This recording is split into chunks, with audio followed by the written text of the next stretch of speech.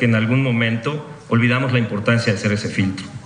En ese entorno tan disperso y variado, la opción no es solamente generar más esfuerzos colaborativos entre medios periodísticos para detectar, catalogar, desmentir y exhibir información falsa, sesgada o engañosa. Y felicito a los que ya se están haciendo, de todos los sentidos y de todos los medios que vengan. Pero el camino a seguir, al menos a mi parecer, es generar procesos de alfabetización mediática. El problema, y ya se ha dicho aquí también, es la educación.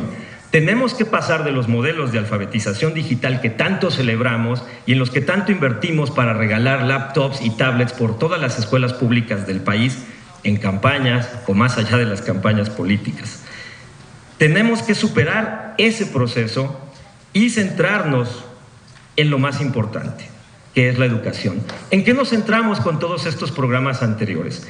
En dotar a la población de dispositivos móviles, en tratar de superar el reto de la conectividad, de que todos pudiéramos tener acceso a información desde distintos puntos. Sin embargo, no lo hemos logrado y no somos el único país que está en eso. Pero aun cuando no hemos logrado todavía eso, enfrentamos el segundo problema, que es la alfabetización mediática. Sí, hemos dotado a muchos estudiantes de nivel medio superior y superior, de los dispositivos para conectarse con el mundo y buscar información, incluso para hacer sus tareas. Hace 12 años soy maestro universitario. No saben las cosas que puedo ver cuando reviso tareas.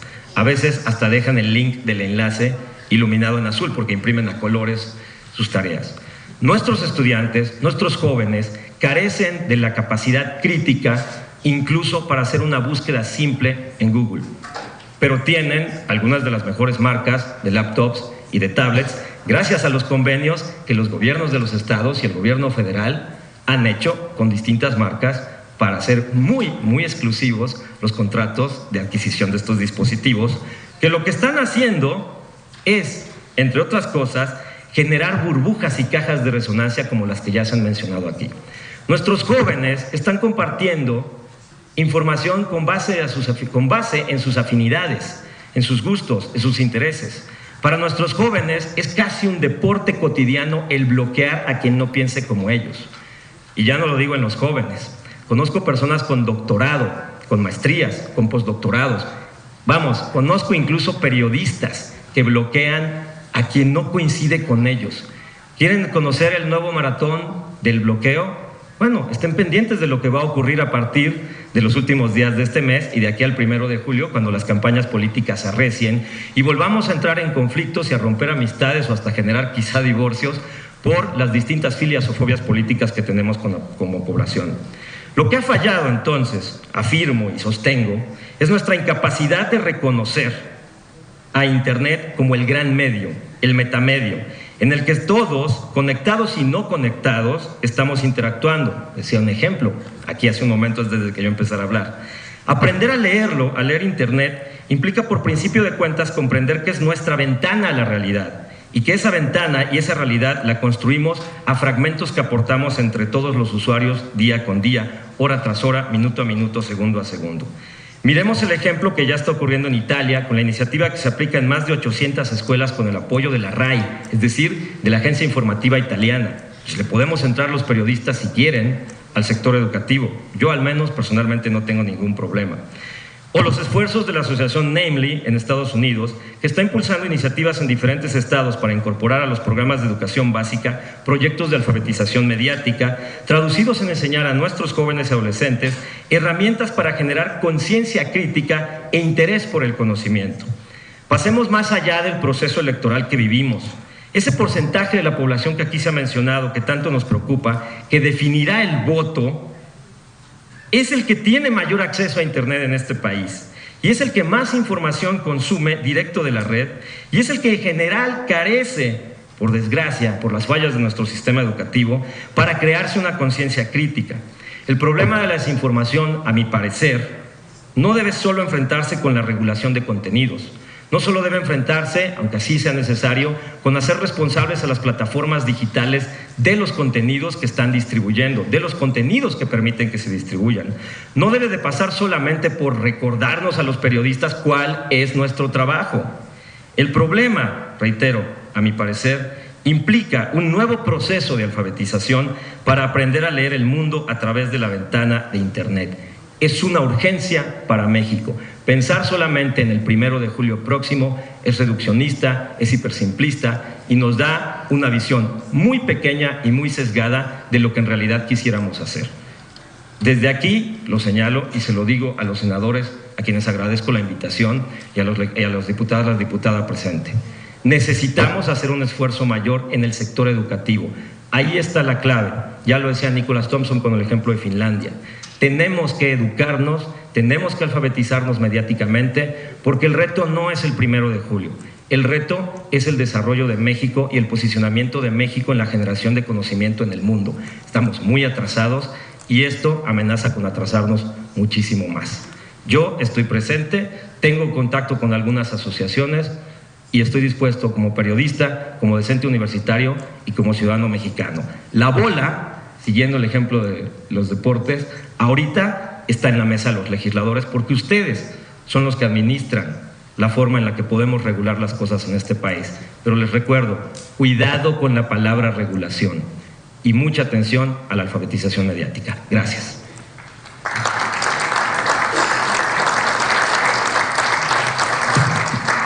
Muchas gracias, Luis Roberto. Ahora cedemos el uso de la palabra a Esteban Hilades. Él es editor de la revista Nexos y columnista en Milenio.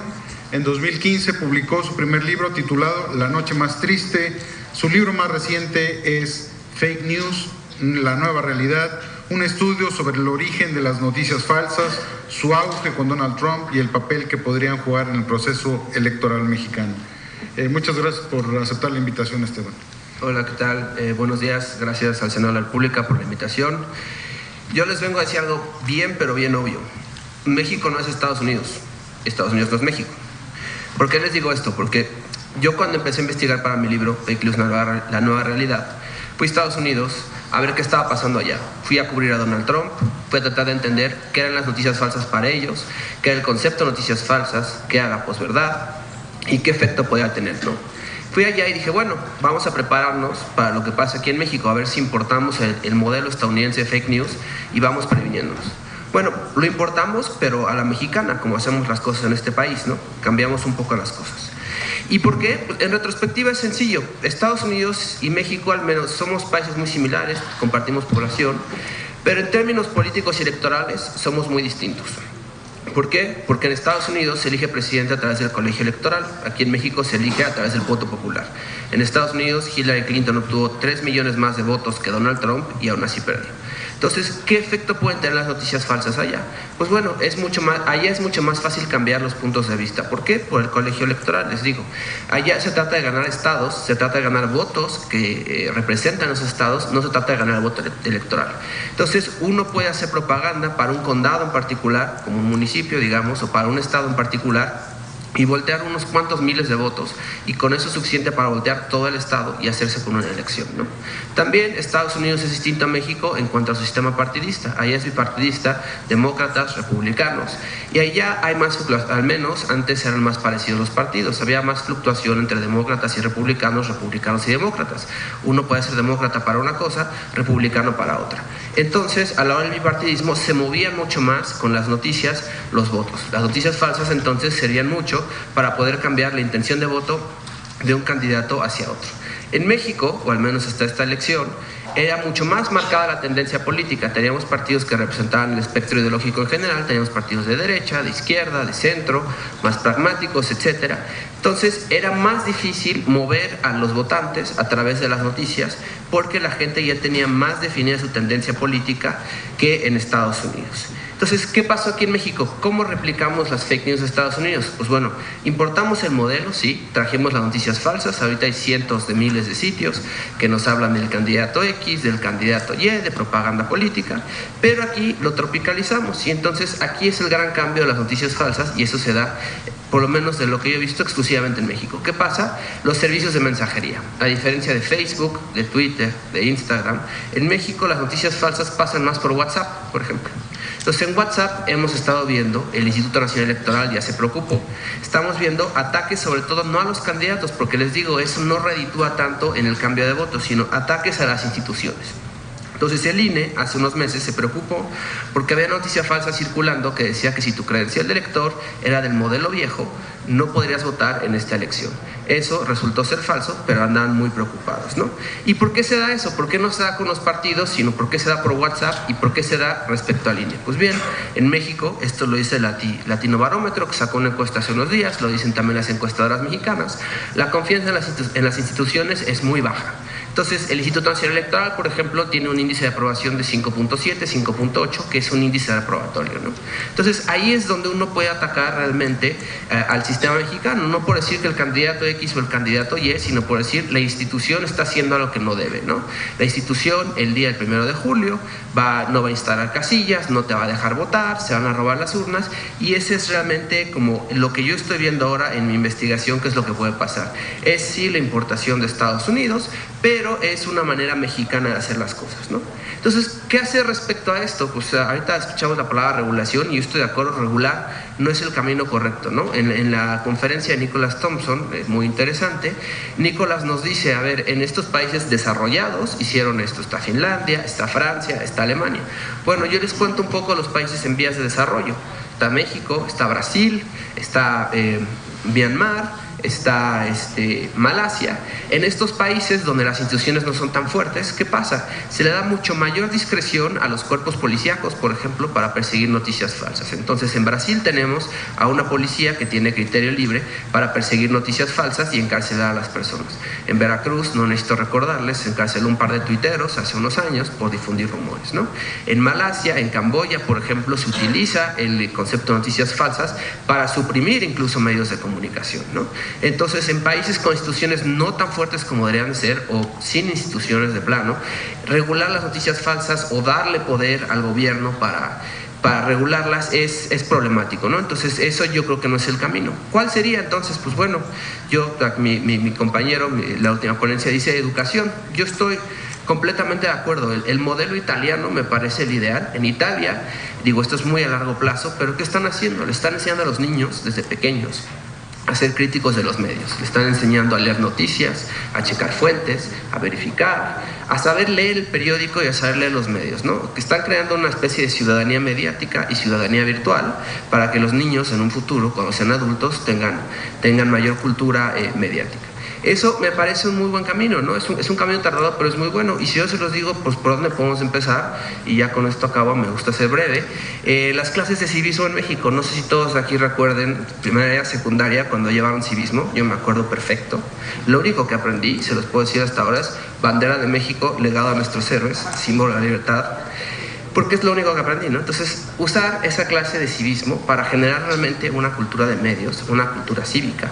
No sé si todavía exista, no sé si ya no hay. Bueno, entonces crear una nueva clase que no sea de civismo, que sea como de cultura general democrática de medios, para enseñar a los niños cómo son las noticias, qué es lo que hay que saber, y con eso pues generar mejores ciudadanos de camino al futuro, no para esta elección obviamente, pero para que en unos años esos niños, cuando sean adultos, tengan mejor cultura mediática, puedan ser mejores ciudadanos y tengamos un mejor sistema democrático. Muchas gracias. Bueno, con esto damos por finalizado este primer panel. Creo que han sido intervenciones muy interesantes. Pues para hacer esto un poco más ágil, preguntaría si hay alguna pregunta del público a los panelistas. Quien quiera hacerles alguna pregunta, obviamente la mesa está abierta. Ninguna. Bueno, yo voy a aprovechar que no hay ninguna para hacer una pregunta muy genérica que les pediría si me pueden apoyar respondiendo de manera breve para poder dar paso al siguiente panel. Escuché en varios de ustedes que la clave es la educación. Desde luego que la educación nos va a ayudar. No podemos dejar de ver que de frente sí tenemos un proceso electoral, no debemos tomar decisiones en función de ese proceso, desde luego, pero tampoco podemos descuidar que eso va a ocurrir. Sin duda, creo que la herramienta más poderosa en el largo plazo es la educación. Sin embargo, me parece que no podemos dejar de ver que en las plataformas digitales sí hay ha habido incentivos, lo han mencionado algunos de los ponentes, lo mencionó Nicolás, lo mencionó Aarón y algunos de ustedes, en el sentido de que el dinero ha influido mucho para que se propaguen este tipo de noticias. Desde luego, hace falta educar a la gente. En México emprendimos una reforma educativa que dio lugar a un nuevo modelo educativo que tiene como finalidad hacer énfasis o dar prioridad al pensamiento crítico, ¿no? Entonces, eso es algo que nos va a llevar mucho tiempo, pero creo que sí hay. Cuando nosotros hablamos aquí de la posibilidad de regular, no se trata de prohibir per se noticias falsas.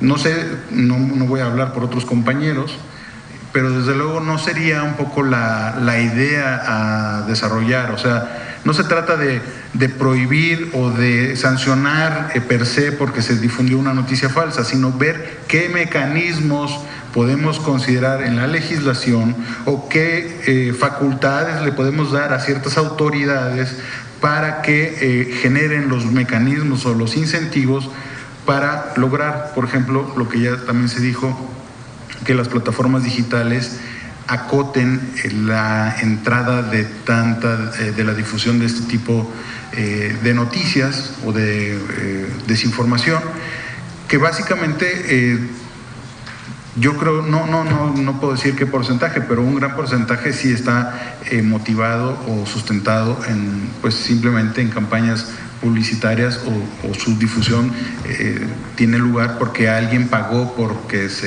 haya publicidad inserta en ese tipo de noticias, ¿no? Entonces, ¿de qué manera podemos empezar? Que va a ser de hecho el tema de la siguiente mesa, pero no sé si, y la pregunta concreta es, no sé si ustedes creen, no creo que lo piensen así porque fue muy enfático en sus ponencias, pero pensar que vamos a solucionar este problema con educación nada más, primero nos va a llevar mucho tiempo y segundo creo que también es igual y se van a enojar conmigo, pero es una visión un poco romántica de lo que es el ecosistema del Internet.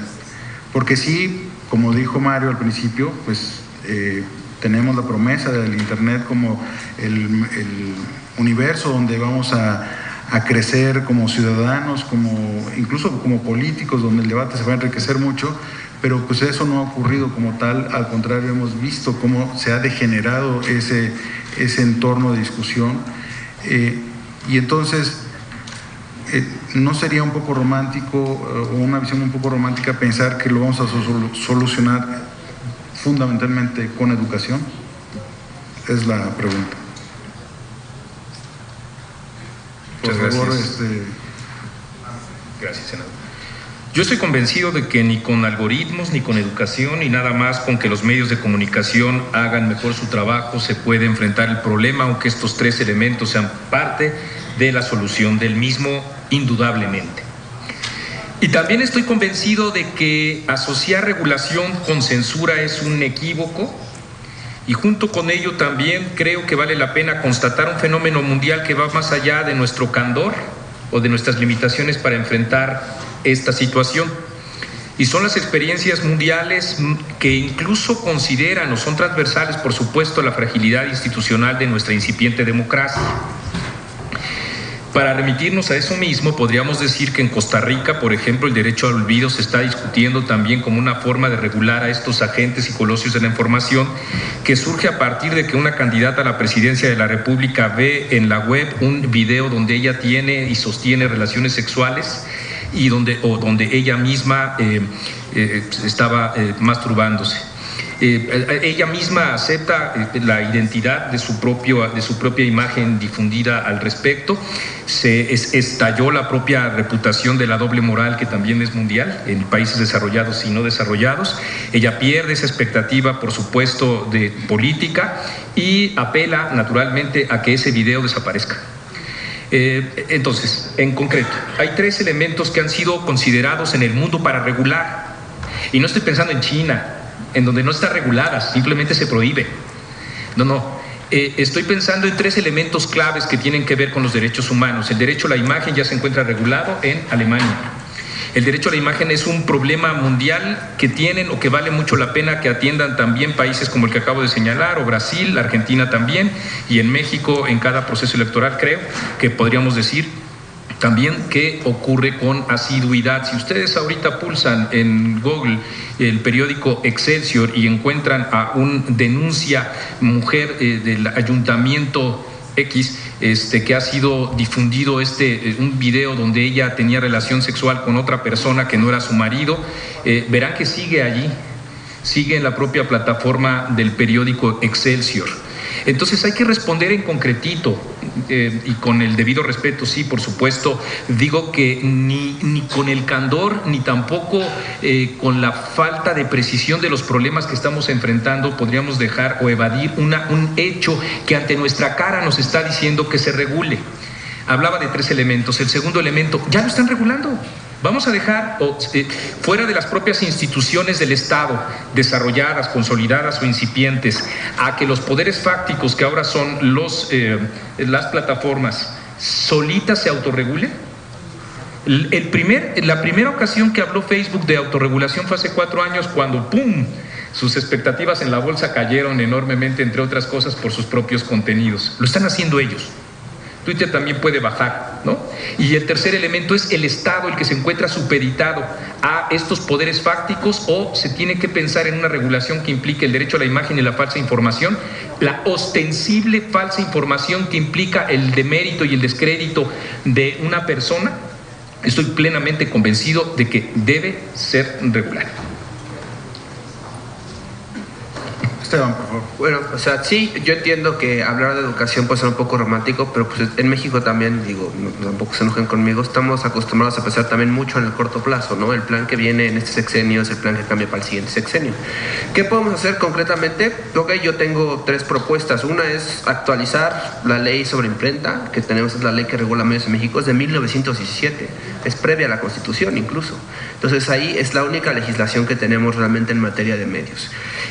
Hacer mejores leyes también, o sea, y tomarnos más en serio el problema. La ley reglamentaria, artículo 6º, que es la ley sobre el derecho de réplica, se tardó 8 años en ser escrita y promulgada después de que se reformó el artículo, y todavía tiene pues grandes fallas, ¿no? Acaba de llegar a la Suprema Corte justo uno de los artículos controvertidos sobre la réplica, sobre información verdadera o información falsa. Entonces, tomarnos más en serio la legislación en ese sentido, actualizarnos también, porque no tenemos nada en serio, nada que tenga que ver con Internet.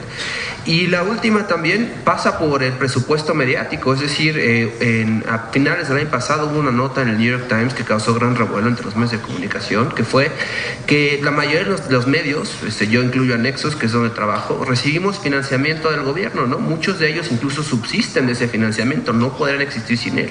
Entonces, esa es una tara para el sistema mediático en general, o sea, no solo porque los medios viven del gobierno, sino porque los medios en turno responden a ese dinero del gobierno, ¿no? Entonces yo creo que sería mucho más sano dejar de meter financiamiento público a los medios, dejar que los medios intenten sobrevivir solos. Digo, claramente muchos no durarán cuando se les quite este dinero, pero realmente alejar el presupuesto gubernamental del contenido y de la publicación de los medios, y yo creo que así podemos nosotros obligarnos a hacer mejor periodismo y responder a estas noticias falsas.